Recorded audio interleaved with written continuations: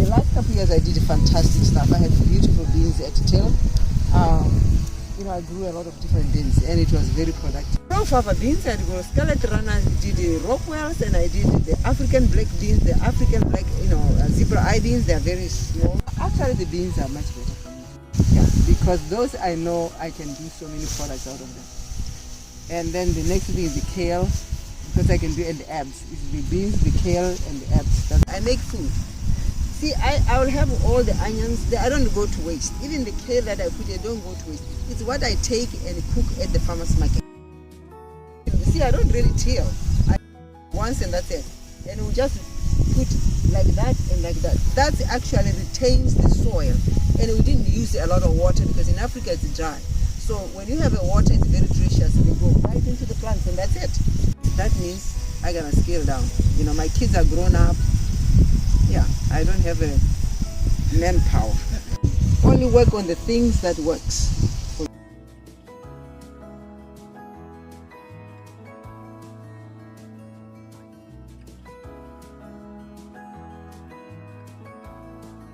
What our goal is here is to help veterans who are dealing with isolation to come together. The island has one of the highest veteran per capita populations in Washington State, which attracted us to this site. Whidbey Island, if you're from a big city, can be a pretty isolating place, and we're here to kind of connect them and say, hey, it might look like a rock, but it's really not. There's a lot of fun to be had here. We do most of our production farming at our main farm up in Linden, Washington. We would love to see this farm get to that point. It's taken 8 years for us to get there. We administer peer support therapy, something we call dirt therapy. We were having groups of 10 to 20 active duty sailors coming out and working with us, primarily lower enlisted, a lot of people who are facing a lot of isolation and expressing their own worries about the suicide and mental health crisis within the ranks. Not necessarily just veterans. Bridging that gap between the civilian world and the veteran world is truly essential to a healthy reintegration. So we have corporate groups come out, we have individuals come out, we have senior citizens, young people, youth groups, you name it, everybody is welcome.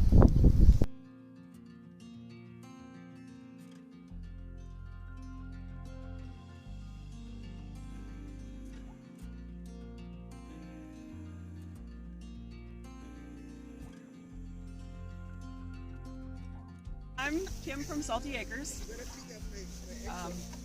We predominantly do cut flowers. We do some produce, but not at this farm. We have 2 different farms. We're also on Penn Cove. 800 dahlias. That over there is another 600, I think, dahlia plants. So these are the dahlias. We left them in this year. What that does for us is these come up earlier than the ones that we would be planting right now. So we'll have earlier flowers. We try to keep local flowers in everybody's mind. Buy it local, use it local. So elderberry is the new superfood, and it is a super crop. It is one of the few plants that feeds the soil more than it takes out. So it does amazing things for the soil. It's also a crop that people that are retired are looking at doing elderberry farms, because even vineyards are taking out vineyards and putting in elderberry, because they make more money on elderberry than they did on grapes, and the maintenance is less. It's a way to bring people to the farm, we feel like. It's a way to bring the elderberries, which are very beneficial, for all kinds of things, and it's beneficial to the land. So you can see you plant one and you end up with hundreds or thousands, literally thousands. I mean, people love to come out and say, oh my God, you live such a charmed life. I want to live your life. You're just in the flowers all the time. I am. I get up very early in the morning, and she will tell you that 9 o'clock at night, she's like, Mom, you got to come in and have dinner. We got to eat dinner now. And we go in and we are exhausted. There's no worrying about falling asleep or not. You're going to fall asleep. But that's 7 days a week. 7 days a week. And then my phone rings. Oh my God, it's a bride. It's an emergency. I got to go home. I got to make a wedding bouquet right now, this person, and because that's just the way we roll.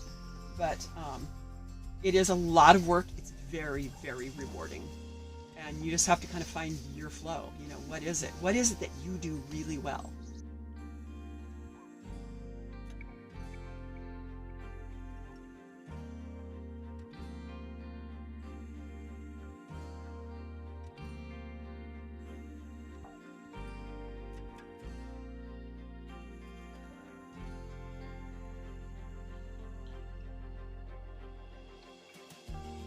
joined the Navy out of high school, did 23 years in the Navy.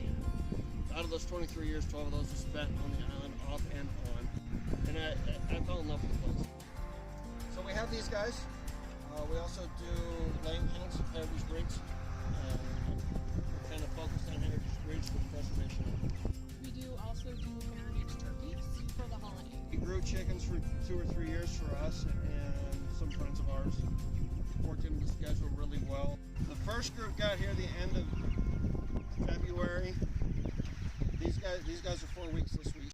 My end goal is to get a permaculture system going up here. That is my end goal. The pandemic has kind of brought some of these issues to light for us, that our food supply is more fragile than we think it is. On the scale that we're doing it, I can tell you all 5 people that have dealt with these birds. On a commercial scale, you can't say that.